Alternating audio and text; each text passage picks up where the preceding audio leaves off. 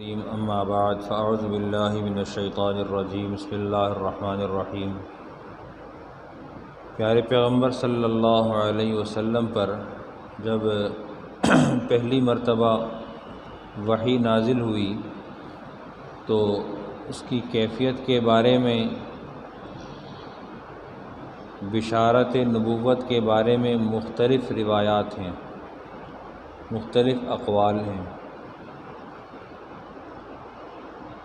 موسیٰ علیہ السلام کو جب اللہ رب العزت نے نبوت سے سرفراز فرمایا تو آپ کو تنہائی میں بلایا، رات کے وقت میں بلایا، اور ایسے کہ روشنی نظر آئی تو پیچھے چل کے چلے گئے، بیوی سے کہا یہاں بیٹھو، انی آنست نارا، آگ محسوس ہوتی ہے، دیکھ کے آتا ہوں، لعلی آتیکم منہا بقبس، شاید کہ میں اس میں سے کچھ تمہارے لیے آگ اٹھا لاؤں۔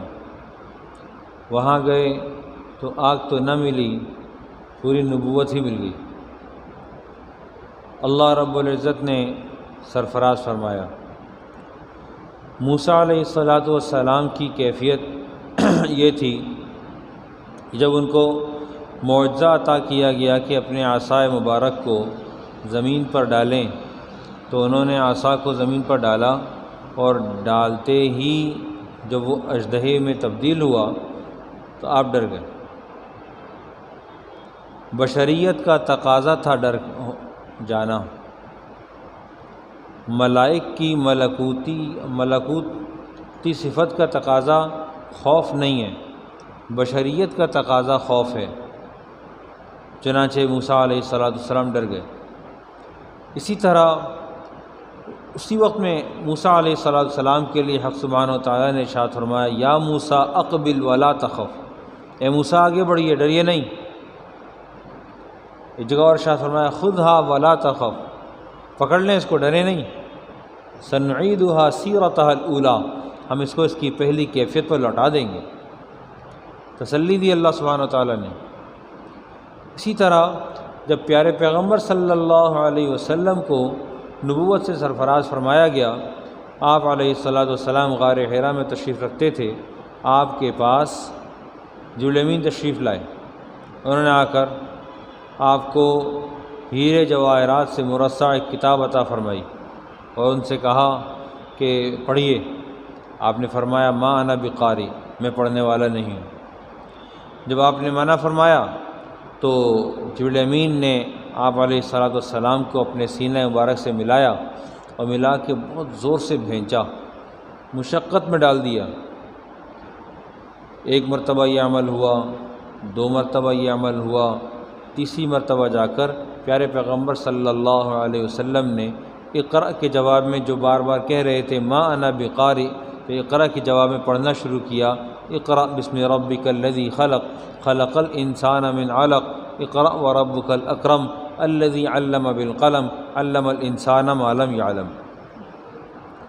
بشریت کا تقاضا تھا کہ دفعتاً فرشتے سے ملاقات ہوئی تو یہ بات مستبعد نہیں کہ وحی کی ہیبت، وحی کا جلال اور قرآن پاک کی عظمت نے پیارے پیغمبر صلی اللہ علیہ وسلم پر اپنا بار گراں ڈالا ہو، جس کی وجہ سے آپ علیہ السلام کو سردی محسوس ہوئی اور آپ پلٹے، گھر تشریف لائے، جیسا کہ بخاری شریف کی روایت میں ہے کہ پیارے پیغمبر صلی اللہ علیہ وسلم گھر تشریف لائے، آپ نے کہا زملونی زملونی، مجھے کچھ اوڑھاؤ، مجھے کچھ اوڑھاؤ۔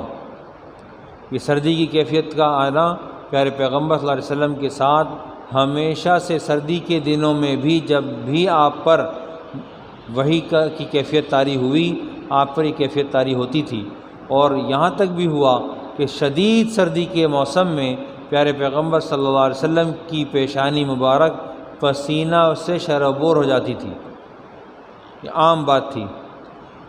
اسی طرح ابن شہاب الزہری نے ایک روایت مرسل ذکر کی ہے کہ جبریل امین جب تشریف لائے اور میرا سینہ مبارک چاک کیا تو نہایت، اس کے بعد پھر نہایت عمدہ مسند پر بٹھایا، اور پھر یواقیت اور جواہرات سے مرصع مسند تھی اس پر بٹھایا۔ اس کے بعد کیا ہوا؟ ثم استبان له جبرائیل فبشرہ برسالۃ اللہ حتی اطمأن النبی صلی اللہ علیہ وسلم۔ پھر جبرائیل امین ظاہر ہوئے اور انہوں نے نبی علیہ السلام کو نبوت کی بشارت دی، یہاں تک کہ پیارے پیغمبر صلی اللہ علیہ وسلم کو اس ملاقات سے تسلی ہوئی، جبرائیل امین کی ملاقات سے تسلی ہوئی۔ ثم قال له اقرأ، پھر آپ سے کہا پڑھیے۔ فقال کیف اقرأ، پیارے پیغمبر صلی اللہ علیہ وسلم نے جواباً ارشاد فرمایا کیسے پڑھوں؟ فقال اقرأ بسم ربک الذی خلق، آپ اس نام سے پڑھیے جس ذات نے پیدا کیا۔ اور یہ آیات ما لم یعلم تک جاری رہیں۔ فقبل الرسول صلی اللہ علیہ وسلم رسالۃ ربہ، پیارے پیغمبر صلی اللہ علیہ وسلم نے اپنے معبود پیارے باری تعالیٰ کا فرمان اور ان کی طرف سے عطا کی جانے والی رسالت کو قبول فرمایا۔ وانصرف، اور آپ چلے۔ فجعل لا يمر على شجر ولا حجر، پیارے پیغمبر صلی اللہ علیہ وسلم کسی بھی درخت اور پتھر سے گزرتے تو وہ کیا کہتے؟ الا سلم علیہ، آپ کسی بھی ایسی چیز سے نہیں گزرے مگر کہ اس چیز نے، اس شے نے پیارے پیغمبر صلی اللہ علیہ وسلم کو سلام کیا، الصلاۃ والسلام علیک یا رسول اللہ۔ فرجع مسرورا الی اہلہ موقنا، آپ علیہ السلام حالت یقین کے ساتھ خوشی خوشی اپنے گھر کو لوٹے کہ آپ کو بشارت دی گئی تھی، آپ کو سرفراز فرمایا گیا تھا۔ یہی روایت موسیٰ ابن عقبہ رحمۃ اللہ علیہ کے اقوال میں دلائل ابی نعیم یا بیہقی میں بھی ملتی ہے۔